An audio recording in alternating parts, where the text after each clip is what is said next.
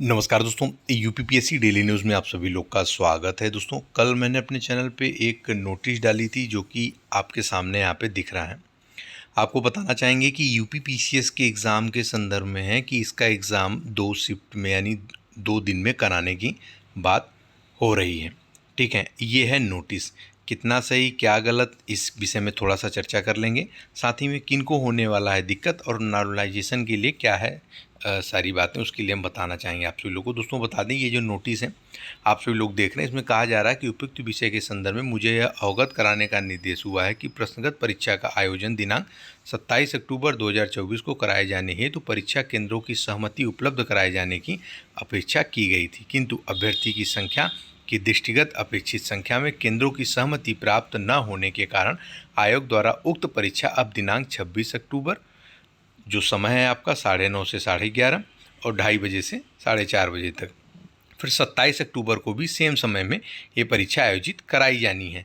अतः अनुरोध है कि प्रश्नगत परीक्षा के आयोजन हेतु अपने जनपद से संबंधित जिन विद्यालयों की सहमति शासनादेश दिनांक 19/6/2024 में निहित मानक के अनुक्रम में दिनांक 27/10/24 हेतु उपलब्ध कराई गई है, प्रति संलग्न उन्हीं विद्यालयों की सहमति प्रारूप संलग्न दिनांक 26/10/2024 हेतु भी अनिवार्य रूप से दिनांक 18/9/2024 तक उपलब्ध कराने का कष्ट करें। यानी कि आप सभी लोग को बता दें कि देखिए, इसमें डेट लिखी हुई है 18 तारीख तक। यदि 18 तारीख तक सेम जो विद्यालय बने थे 27 अक्टूबर तक पेपर कराने के लिए, उन्हीं में ही 2 शिफ्टों में पेपर कराने की जो बात कही गई है, यदि ऐसा सभी जितने भी जिलाधिकारी हैं सबके पास ये नोटिस गई है, यदि ऐसा 18 तारीख तक ये चीज़ें वो कंफर्म कर देते हैं कि हम 2 शिफ्ट में करा लेंगे पेपर, तो ये मान के चलिए कि आयोग के द्वारा ये चीज़ें संभव हो जाएंगी। ये आपका जो पीसीएस है का पेपर है, ये 2 शिफ्ट में संभव हो जाएगा और आपको आयोग की तरफ से ये ऑफिशियल जानकारी भी प्राप्त होगी यदि ऐसी चीज़ें हैं। अन्यथा इसके पहले तक आप सभी लोग अभी इसको बिल्कुल टेंशन लेने की ज़रूरत नहीं है, लेकिन आयोग ये चाह रहा है कि ये आप सभी लोगों का 2 शिफ्ट में पेपर हो जाए, क्योंकि जो सेंटर की जो संख्या है वो काफ़ी संख्या में चाहिए 1300-1400 के हिसाब से, लेकिन उतने सेंटर मिल नहीं पा रहे हैं, इसीलिए ये 1 शिफ्ट में पेपर नहीं हो पा रहा है।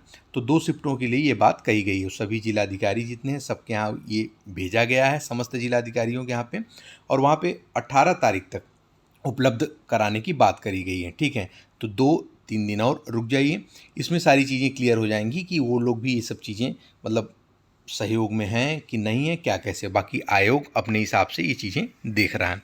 अब इसमें दिक्कत होती है उन छात्रों के लिए जो एकदम हमेशा 1-2 नंबर से या पास होते हैं या 1-2 नंबर से हमेशा फेल हो जाते हैं, तो उनके लिए ये सब दिक्कत की समस्या है। तो आपको सबसे पहले तो ये विशेष ध्यान देना है कि अपनी पढ़ाई को इतना शानदार करिए कि आप पहली बात तो बॉर्डर लाइन पे ना रहें। जो अच्छे अभ्यर्थी हैं मैं उनकी बात कर रहा हूँ, ठीक है।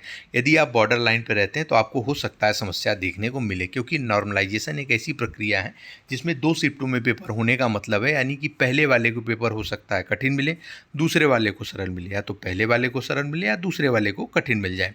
तो इसमें होता क्या है कि काफ़ी संख्या में ऐसे अभ्यर्थियों का सिलेक्शन प्रारंभिक परीक्षा के लिए हो जाता है जो एक्चुअली में होने वाले अभ्यर्थियों की अपेक्षा में कम योग्य होते हैं, लेकिन इसका खामियाजा उन सीरियस अभ्यर्थियों को भुगतना पड़ता है जिनका लास्ट अटेम्प्ट चल रहा है, जिनके घर में तमाम प्रकार की परेशानी है, दिक्कत है, और फिर से उनका एक नया साल उनको पढ़ने के लिए मिल जाता है।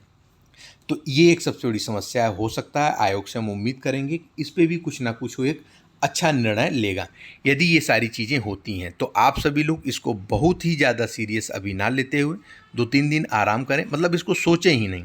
यदि ऐसी चीज़ें होती हैं तो आयोग की तरफ से सारी चीज़ें ऑफिशियली रूप से आपको क्लियर होंगी कि ये चीज़ कितने हद तक सही क्या गलत, वो कितना हद तक इसमें सफल हो पाएँ या नहीं हो पाएँ, इसके विषय में सारी चीज़ें वो आप सभी लोगों को जानकारी प्राप्त होगी। बाकी जो चैनल पे जुड़े हैं उनको पता है चैनल की तरफ से जो भी अपडेट दी जाती है, सच्ची और अच्छी अपडेट आप सभी लोगों को प्राप्त करवाई जाती है।